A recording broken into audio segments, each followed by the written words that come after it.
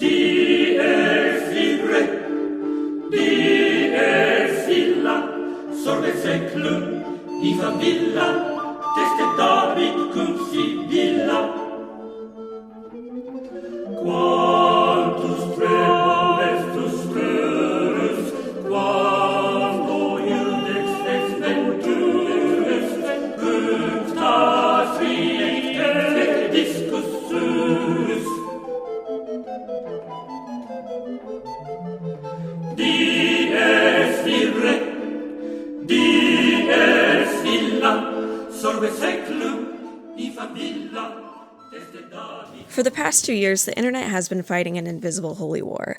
In a turn of geopolitical events that no one saw coming, YouTube's best and brightest flung themselves into a centuries-long battle that most of them were absolutely not equipped to handle. Okay, so today's show is unironically going to be a little bit different because I am unironically depressed from watching Adam MacIntyre for the past week unironically. I just want to be so for real because sometimes it feels like I'm going insane, and I made the huge mistake of going on Reddit tonight, and now I feel like I'm developing a stomach ulcer. So I just want to say thank you to everybody who has been watching and supporting me, because sometimes me depresso about the world, and it's so important that we stay sane and calm and that we stand up to bullies. And yes, one of these bullies is a very annoying little Irish kid. It was a lovely Sunday afternoon on September 30th, 2002, and Sinead McIntyre was having a little tummy ache. Mr. McIntyre drove Sinead to the Londonderry Dairy Hospital amongst a gloomy, rainy afternoon, and at 4:35 p.m, a beautiful 8-pound dingle was born. This is how Adam MacIntyre, the dingle from Derry, ascended from the heavens.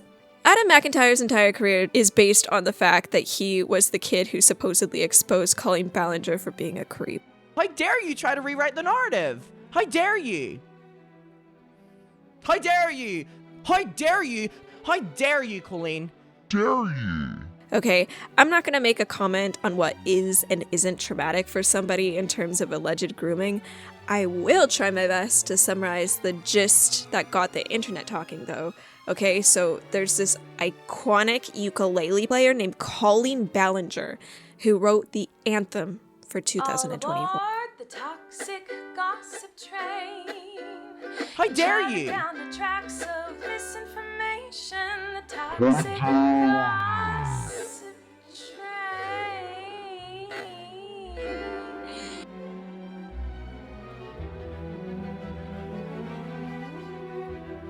Adam MacIntyre graced us with his hot takes on some of the most riveting subjects imaginable, celebrities. And nobody really cared because why would they? That was until Adam's seminal breakout work on Colleen Ballinger that made him top the slop for a hot second. I'm Alex, and other objectively awful people made some of the most self-righteous drivel you couldn't pay me to rewatch, exposing a YouTube mom whose audience is children because she isn't that funny. This soared Adam MacIntyre into stardom. This is Adam MacIntyre before his newfound fame. Hi everyone, and welcome back to my YouTube channel, and today this video is taking a different tone than the rest of my videos. And this is Adam after. All right, muckers, welcome back to my YouTube channel. I hope you're all doing very, very, very well. As we can see, he likely made mad bank on this shit. There is nothing apparently more appealing to 500,000 subscribers than to listen to this kid talk about Colleen Ballinger. You know, I was actually surprised when I looked at his channel and how significantly less views this guy gets when he talks about anything but Colleen Ballinger. Like, I think he did so poorly trying to make it as a celebrity slop tuber that he moved back to Dairyland. People only want to listen to this kid talk about Colleen Ballinger. Oh, and wait, he also liked to talk about one more thing that got him views. Aggressively just... There's some parts of her that come out and they're just incredibly evil. Here we see Adam push this narrative that Ela Klein was hiding in the shadows, secretly baby-hating, secretly a monster, conniving, blotting, and came out of the shadows because I guess 1,200 Israelis were slaughtered and 250 were taken into captivity by psychotic terrorists, and she was upset about it. Is it really that crazy that someone got a little on edge because she saw her friends and family, including little children, get fucking murdered? Adam, genuine question, okay? Listen up. Okay, let's hypothetical right now. Okay, hypothetically, your wee little dairy is attacked by fairies and leprechauns and the Tuatha De Danann or whoever the fuck, and in 3 days, 1,200 of your wee little community are slaughtered and kidnapped. Meanwhile, you're fucking sipping tea in Manchester with your besties, okay? What is your reaction? You can say they deserved it. You could say, oh, well, they were colonizers. Yeah, you could say, well, they shouldn't have colonized Ireland back in the day, okay? Those are your aunts, uncles, and cousins, and they're being buried as you speak out against the Northern Irish for whatever the fucking reason. Adam, I need you to listen very fucking carefully. That square head of yours, bring it close. You are not the anti-Zionist, anti-war hero you think you are. You have participated in and have perpetuated the continuation of anti-Asian racism, anti-African racism, and your all-time favorite, anti-Semitism. Bitch, I'm Irish. I grab my wish. I won't let the English touch my shit. Bitch, I'm Irish. Yeah. Okay, buckle in, Adam, because I'm going to tell you a story, and I'm fucking tired, okay? I'm going to tell you the story of my great-great-grandpapa Mantis. Bro was a merchant. Bro had a wife and baby. Great-great-papa Mantis grew up speaking a variation of languages, and because of that, great-great-papa Mantis wasn't considered Polish. He looked Polish, he acted Polish, he spoke Polish, but Papa Mantis was hated in his home country of Poland for no reason other than the fact that he was born. But Papa Mantis knew of a land, and Papa Mantis shall have some peace there, for peace comes dropping slow, dropping from the vales of the morning to where the cricket sings, there midnight's all a glimmer, and noon a purple glow, an evening full of the linnet's wings. That's right, motherfucker. Papa Mantis moved to Belfast. And Belfast housed a few many mantises like my papa. However, here's the thing about Belfast, and hell, even Dublin. There aren't many mantises like my papa left in both Northern and the Republic of Ireland. Now you see, although my great-great-papa Mantis began to look Irish and sound Irish and eat and go for a pint on a Sunday like the Irish, Ireland did not think of my papa as Irish. James Joyce documents a nasty little social rule in Ulysses. In Dublin, a Jew can live there, work there, speak like everyone else, even love the place, and still be treated like they're renting their Irishness. The kicker, Leopold Bloom wasn't even religiously Jewish, he was Catholic. Why did he face anti-Semitism despite being an Irish Catholic? Hatred, Adam, hatred. And if you want a real-world example, okay, let's look at Chaim Herzog. Born in Belfast, raised in Dublin, then moved to Mandatory Palestine. Not because Ireland didn't exist, but because belonging is a real thing and people go to where they actually have it. Chaim Herzog's father, Yitzhak, was born in Poland and became the first chief rabbi of Ireland. He's fluent Irish and was known as the Sinn Féin rabbi because of his support for the Irish Republicans during their War of Independence. Chaim's son is now the current sitting president of Israel. This is a perfect example of how even though we see this active support for Irish sovereignty by Ireland's chief rabbi, it is not at all reciprocated when the Sinn Féin rabbi wants sovereignty for his people and his family. It would be easy to say that the Irish turned their back on the Jewish people. That would suggest that Ireland was ever accepting of the Jewish people to be. So when I say anti-Semitism, I'm not talking about a few mean comments here and there online. I'm talking about a social atmosphere where Israelis and Jews are othered to the point where this little fucking Irish piece of shite can one day ass kiss so close to the sun that he's going for dinner with Ethan Klein's mom to suddenly heel turning so hard he's speaking about a human woman like she has literally herself killed babies in their sleep. There's some parts of her that come out and they're just incredibly evil. This should not be surprising coming from a dingle from Derry. The writing on the walls of my great-great-grandmother's grave in Belfast, Northern Ireland said victory to Hamas. Adam MacIntyre wants you to believe that he's a social justice warrior. This is not social justice. This is hatred disguised as clickbait. Adam MacIntyre, at best, wants views.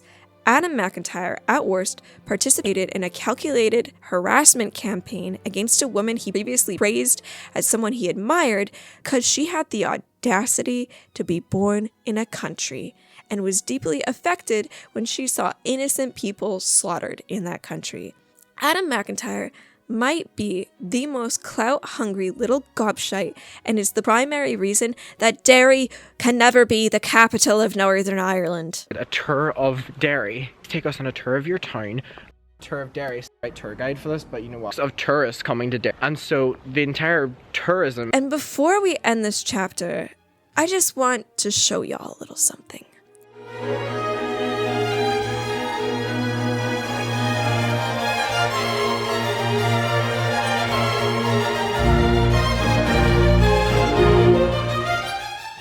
Now, before I D'Angelo you, I want to take this opportunity to express something.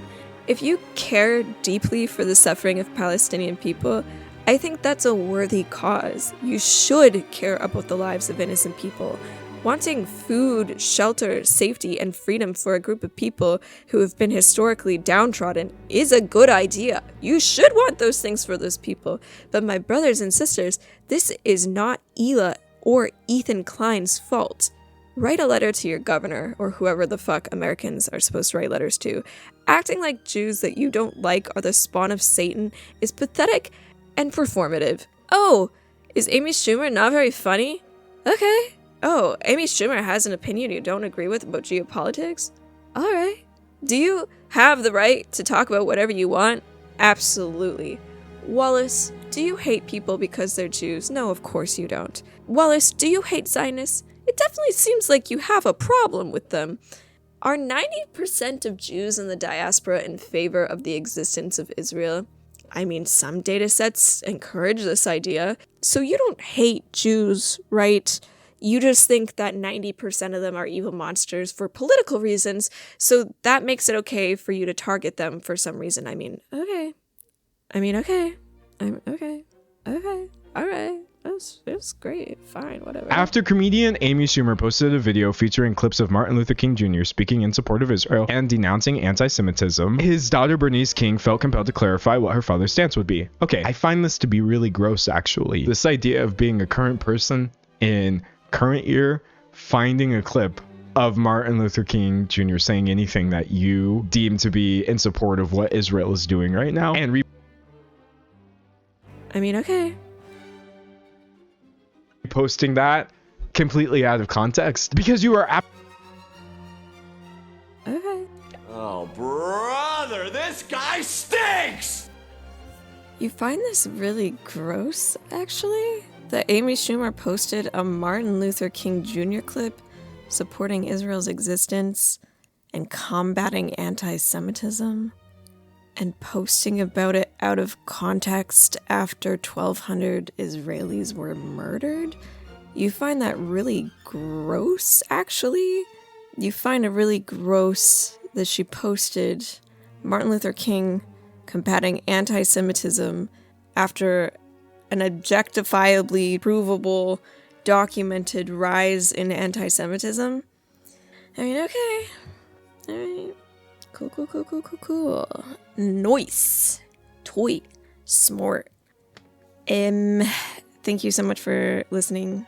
It means a lot to me that you are still here because I feel like I just ranted to you about so many different things simultaneously, including a very specific special interest of mine.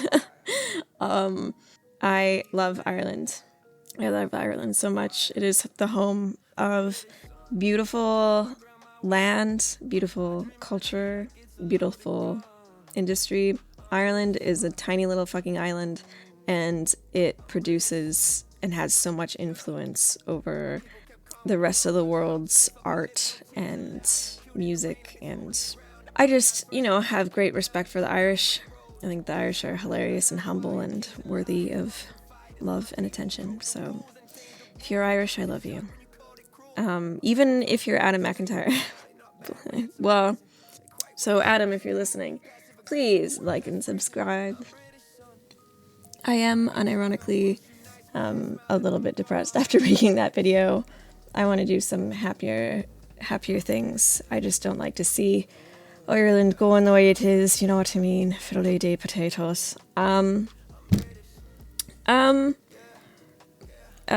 you to all my channel members and everybody who has donated to me on Ko-Fi. I eat snacks and they're yummy, and it's all thanks to you. So without you, I'll have no snacks. And so give me money. I'm just kidding. I'm not.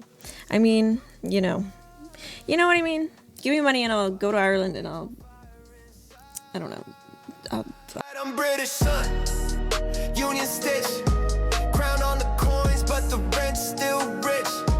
I'm British, son.